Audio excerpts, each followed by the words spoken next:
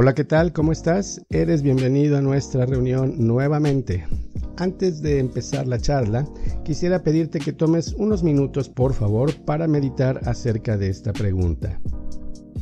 ¿Qué tan satisfecho estás con tus logros y lo que has estado haciendo en los últimos años en las diferentes esferas de tu vida cotidiana?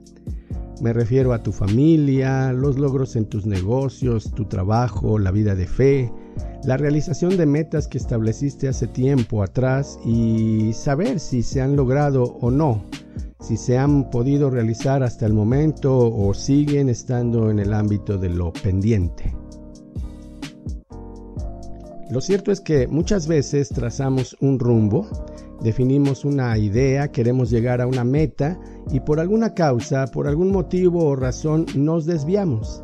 Algunas veces es claro para nosotros en qué momento fue eso y otras no tanto.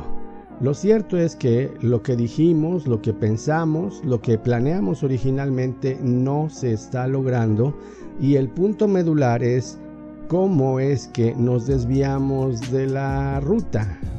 ¿Qué pasó y por qué causa no estamos donde deberíamos estar desde hace un buen tiempo? El tema de hoy es dónde nos desviamos y hay muchas cosas que debemos reconocer si es que queremos enmendar el rumbo y llegar a la meta que nos trazamos desde el principio. Por lo anterior, te invito para que traigas tu Biblia y prepares tu corazón para que revisemos las herramientas que nos ayudarán a recuperar el rumbo que se nos perdió en algún momento.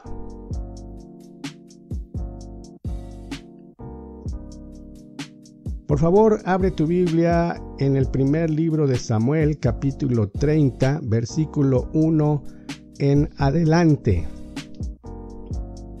En contexto, déjame platicarte que estamos viendo la vida de David, aquí descrita, el David, personaje mítico recordado por su legendaria victoria sobre el filisteo Goliat.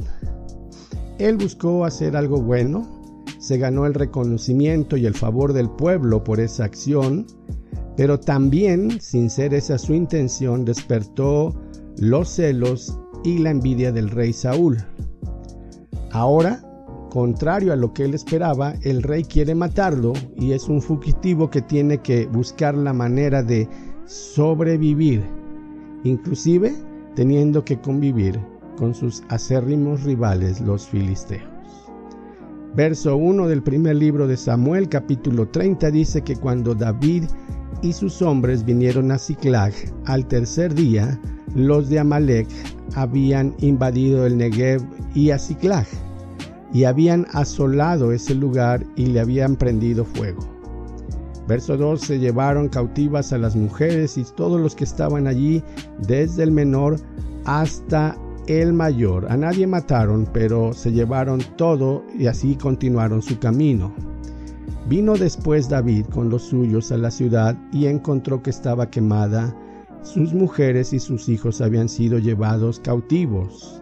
Entonces David y la gente que con él estaba alzaron su voz y lloraron hasta que les faltaron las fuerzas para llorar. Las dos mujeres de David, Ahinoam, jezreelita, y Abigail, la que fue mujer de Nabal, el de Carmel, también eran cautivas. Y dice el verso 6 que David se angustió mucho porque inclusive el pueblo hablaba de apedrearlo. Todo el pueblo estaba en amargura de alma, cada uno por sus hijos y por sus hijas. Mas David se fortaleció en Jehová su Dios. Y dijo David al sacerdote Abiatar, hijo de Ahimelech: yo te ruego que me acerques el efod. Y Abiatar acercó el efod a David. Verso 8. Y David consultó a Jehová diciendo: ¿perseguiré a estos merodeadores? ¿Los podré alcanzar? Y él le dijo: síguelos, porque ciertamente los alcanzarás y de cierto librarás a los cautivos. Partió pues David, él y los 600 hombres que con él estaban, y llegaron hasta el torrente de Besor, donde se quedaron algunos. David siguió adelante con 400 hombres, porque 200 no pudieron pasar. Y el verso 11 dice que hallaron en el campo a un hombre egipcio, el cual trajeron a David, le dieron pan, comió, y le dieron de beber agua. Verso 13, ¿de quién eres tú?, le preguntó David, ¿y de dónde eres? Él le respondió, yo soy siervo de una amalecita. Él me dejó aquí hace 3 días porque estaba enfermo. Verso 14, hicimos una incursión a la parte del Negev, que es de los cereteos, y de Judá, y al Negev de Caleb, y pusimos fuego a Siclag. Y le dijo David, ¿me llevarás tú hasta esa tropa? Y él dijo, júrame por Dios que no me matarás, ni me entregarás en mano de mi amo, y yo te llevaré a esa gente. Verso 16, lo llevó pues, y he aquí que estaban desparramados sobre toda aquella tierra, comiendo, bebiendo y haciendo fiesta, por todo aquel botín que habían tomado de la tierra de los filisteos y de la tierra de Judá. Y los hirió David desde aquella mañana hasta la tarde del día siguiente, y no escapó de ellos ninguno, sino 400 jóvenes que montaron sobre sus camellos y huyeron. Y libró David todo lo que los amalecitas habían tomado, y asimismo libertó David a sus 2 mujeres. Verso 19, y no les faltó cosa alguna, chica ni grande, así que hijos como hijas del robo y de todas las cosas que se habían tomado, todo lo recuperó David.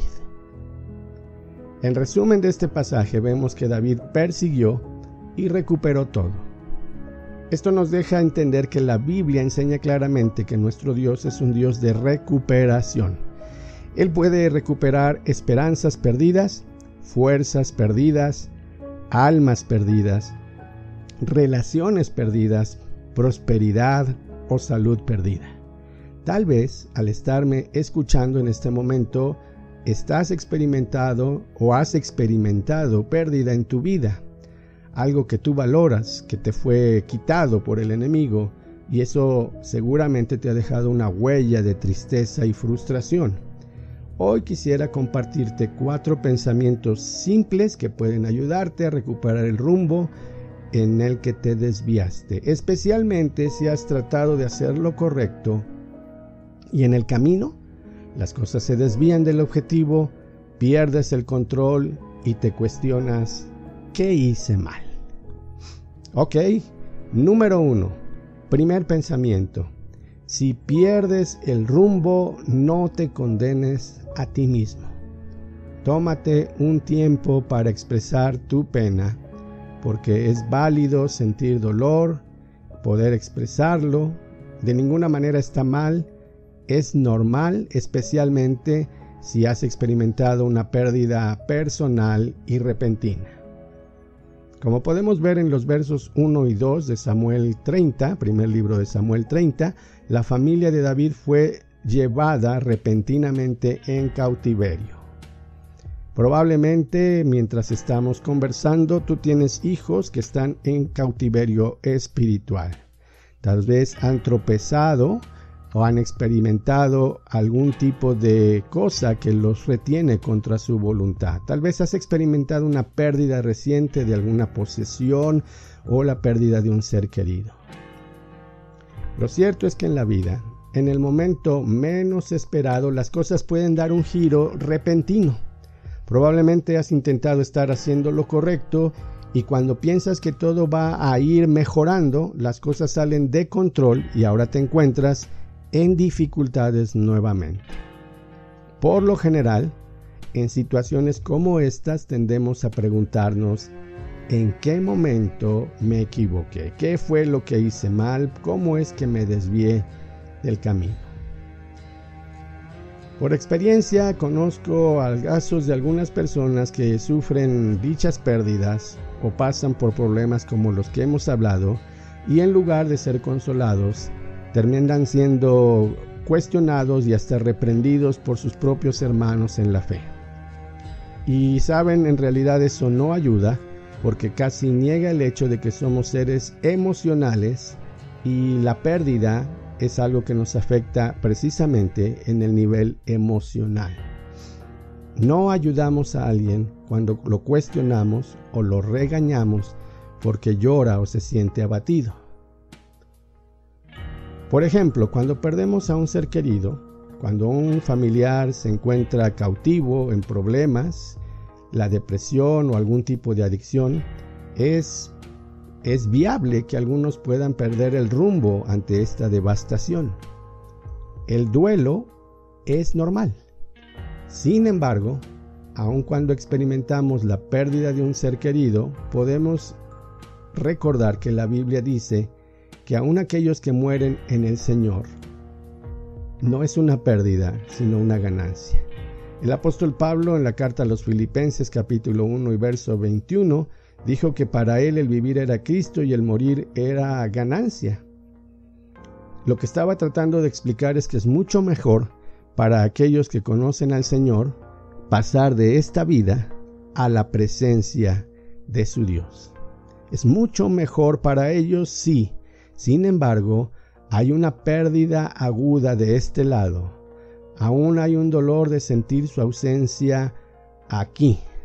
Aún existe tal cosa como un sufrimiento santo, si así lo queremos llamar, y está bien derramar lágrimas, está bien llorar algunas veces, y creo que algunos de nosotros requerimos expresar el dolor de esa forma. Bueno, en segundo lugar, cuando las cosas salen de control y se desvían, no debemos arremeter contra otros. El verso 6 dice que mientras David y todos los demás están sufriendo la pérdida de su familia, varios de los hombres de su tropa le echan la culpa de esta situación y lo arrojan ahí a sus pies y tratan de apedrearlo diciéndole: oye, no deberíamos haber hecho esto. ¿Por qué fuimos a perseguir a los amalecitas? ¿Por qué nos llevaste de esta manera? Si hubiéramos estado aquí no hubiera sucedido lo que pasó. Bueno, sabes, por nuestro bien, no es bueno formar parte del grupo de los que siempre deben echarle la culpa a otros de sus problemas. Eso no te hará sentir mejor ni seguramente ayudará a resolver nada. Echar culpas es uno de los primeros frutos corruptos del pecado. Desde el principio ha sido así. La Biblia dice que cuando Adán y Eva pecaron en el Edén, Dios vino y le preguntó a Adán: ¿comiste la fruta que te dije que no comieras? El resultado es inmediato. Génesis 3:12 dice que Adán culpó a Eva. Eva dijo: la serpiente me engañó y comí. Y siempre la culpa es de alguien más. Tú y yo no estamos exentos de reaccionar de esa manera. Pero encontramos un ejemplo en David. Aunque él pudo fácilmente culpar a Dios, fue por el llamado de Dios en su vida que pasó todo esto. De hecho, fue porque estaba sirviendo a Dios que él era un fugitivo. Fue porque él había honrado a Dios y perdonado la vida de Saúl que él estaba en problemas. David pudo haber sacudido el puño en molestia y decirle a Dios: sabes bien que intento servirte, que no soy perfecto, pero estoy haciendo lo mejor que puedo, y aún así dejas que pase todo esto. ¿Realmente vale la pena serte fiel? Pero David no hizo eso nunca. Eso no estaba en su vocabulario. Él reconoció que Dios no era la fuente de su problema. Y esto nos lleva a ubicarnos desde la perspectiva bíblica. Vivimos en un mundo caído que no opera de acuerdo al plan de la creación original de Dios. El pecado ha arruinado las cosas. El enemigo estará en nuestra contra de manera permanente y siempre tendremos oposición para seguir avanzando. Pero, si lo vemos desde la perspectiva bíblica, Jesús, mientras todo esto sucede, ha dibujado una línea clara para que podamos distinguir la fuente del bien y del mal. Eso necesitamos hacer para mantenernos bien ubicados y no perder el rumbo.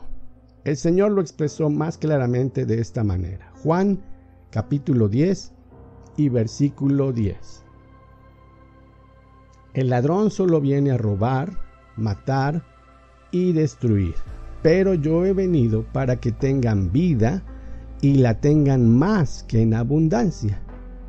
Así que, si el enemigo te roba la paz, si busca matar tu esperanza y destruye todo lo que habías avanzado, por favor, no culpes a Dios por ello. El Señor va a ayudarte a recuperar lo perdido y Él traerá vida abundante hacia ti. Cuando eso suceda, debes no solamente reconocerlo, sino también darle las gracias.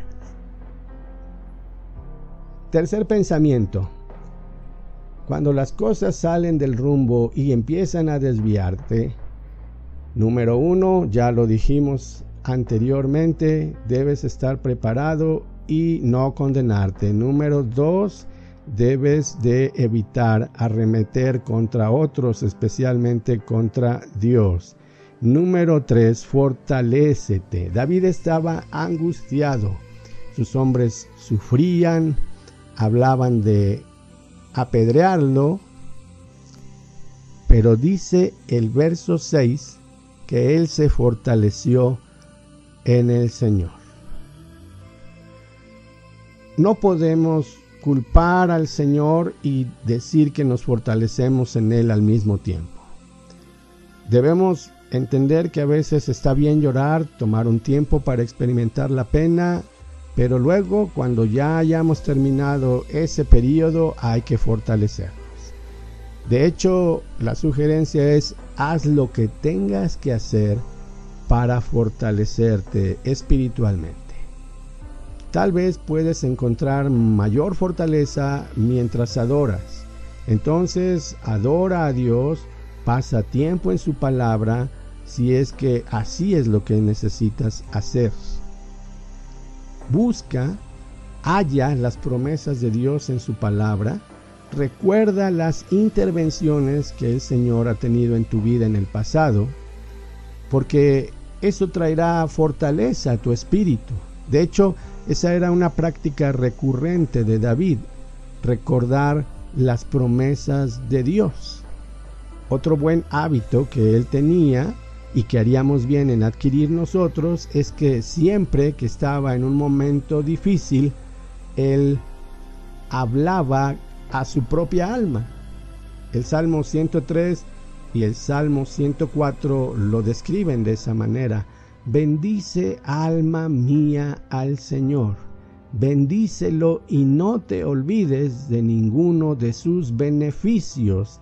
Y empezaba a describir toda la obra de Dios en su vida.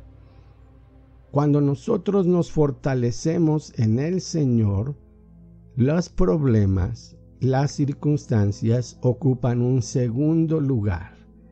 Somos realmente recargados, fortalecidos, reanimados y reavivados. Por eso no dejes que el abatimiento haga presa de ti. Tristemente, muchas personas en los momentos más difíciles y extremos de su vida deciden dejar de leer, de orar, de congregarse y, bueno, a veces no hay un impedimento más que su propio estado de ánimo. David hacía todo lo contrario: recordar las promesas de Dios, hablar a su propia alma, reflexionando que de nada le servía estar viendo el problema, sino buscar poner la mirada en su Dios y en la solución.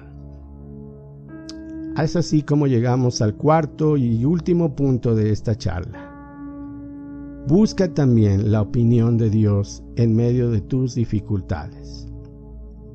El verso 8 del primer libro de Samuel 30 dice que David preguntó al Señor y le dijo: ¿debo perseguir a las tropas? ¿Voy a alcanzarlos? La primera pregunta tenía que ver con dirección y la segunda tenía que ver con el tiempo. ¿Debo perseguirlos? ¿Voy a alcanzarlos? Porque en el razonamiento de David estaba: si no puedo alcanzar a las tropas y si regresan a su ciudad fortalecidas, tal vez la persecución deba esperar y necesitemos emplear una estrategia diferente. Eso es algo que tú y yo podemos aprender a la hora de tomar decisiones importantes en nuestra vida. Cuando buscamos a Dios por medio de su palabra y dirección de Él, el tiempo es tan importante o igual de importante que la dirección. Necesitamos preguntarle a Dios no solo qué vamos a hacer, sino cómo lo vamos a hacer y lo más importante, cuándo lo vamos a hacer. A veces Dios nos puede contestar, hazlo o definitivamente no es el momento. Te dirá exactamente lo que tienes que hacer y te advertirá de lo que no tienes que hacer, pero lo más importante es entender cuándo hacerlo. Muchas veces nuestros errores vienen como resultado de no consultar a Dios, de no esperar una respuesta cuando llegamos a consultarlo o dar por sentado que Él dijo un sí a lo que le preguntamos y no sabemos exactamente esperar. Simple y sencillamente nos arrancamos y podemos estropear las cosas.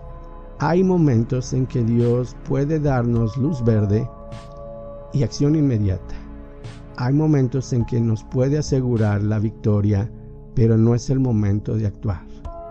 Hay momentos en que debemos entender mejor cómo es que Él va a ayudarnos a resolver los problemas. A manera de conclusión de esta charla, y retomando el punto, ¿qué hacer cuando nos desviamos del rumbo original? Te animo para que sigas meditando en los siguientes versos de esta lectura y descubras el proceso de recuperación que Dios tiene para todos en general, para ti y para mí en lo particular. Te animo para que aprendas la importancia de tomar un tiempo para, si es necesario, llorar por tus errores. No está mal tomar un tiempo para dolernos por lo que no está bien en la vida. Lo que no debemos hacer es culpar a otros y menos a Dios. Es importante entender quién es realmente nuestro enemigo y no culpar a Dios de lo que Él no es la fuente del problema. Finalmente, es muy importante que siempre busquemos la opinión del Señor y recibamos su dirección. Oremos para concluir. Padre, muchos de nosotros a veces no entendemos cómo es que cuando buscamos poner orden en nuestra vida, las cosas de repente saltan para un rumbo inesperado y los problemas nos agobian y nos asfixian. Podemos ver a la luz de estos pasajes de la Biblia que tú mantienes la calma en nosotros aún en medio de la adversidad. Por eso decidimos poner nuestra confianza en ti. Aprenderemos a llorar y enjugar nuestras lágrimas. Aprenderemos a confiar plenamente en ti, a buscar tu dirección y lo más importante, esperar tu respuesta, seguir tus instrucciones. Gracias por tu palabra, gracias porque tú eres, como lo dijimos al principio, un Dios de recuperación. Nada hay que esté fuera de tu alcance o de tu capacidad. Tú puedes recuperar nuestras esperanzas, nuestras fuerzas, aún almas perdidas, hijos que caminan lejos de tu presencia, finanzas que se han ido a la basura, la salud perdida, etcétera. Todo lo puedes hacer tú, pero solamente necesitas que nos sumemos a tu proyecto y entendamos tu voluntad. Muchas gracias por tu palabra, te damos en el nombre de Jesús. Amén. Es para nosotros un gusto siempre saludar a las personas que se conectan por primera vez a estos mensajes, tal vez como recomendación de alguien que te ama y te aprecia. Te invitamos para que puedas escuchar y reflexionar la perspectiva bíblica. La esencia es esta: Dios te ama, Él te ve y te conoce, y aunque algunas veces, como todos, podemos desorientarnos, Él busca que tú encuentres el propósito para tu vida. Amigo, amiga, te animamos de una manera afectuosa, pero muy clara para que puedas entablar una relación personal con Dios. Sabes, a veces por diferentes causas decidimos alejarlo y así mantenerlo lejos de nuestra vida. Nuestro ánimo es que tú puedas recibir este mensaje y profundizar en él leyendo la palabra de Dios. Puedes pedirle que te ayude a reorientar tu vida y tus prioridades. Estoy seguro que Él está más que interesado en ayudarte y bendecirte. La recomendación es también: reconoce tus faltas. No todo lo sabemos, no todo lo podemos y no todo lo hemos hecho bien. El principal error en nuestras vidas es sacar a Dios de nuestra vida y tomar nosotros las decisiones. Puedes pedirle perdón y ayuda, recibirlo como Señor y Salvador, entregarle tu vida en confianza y esperar que Él haga la mejor versión de ti mismo. Si esa es tu decisión, no retrases esa charla con tu Creador hoy mismo. Te felicitamos y te esperamos en nuestra próxima emisión. Hasta pronto.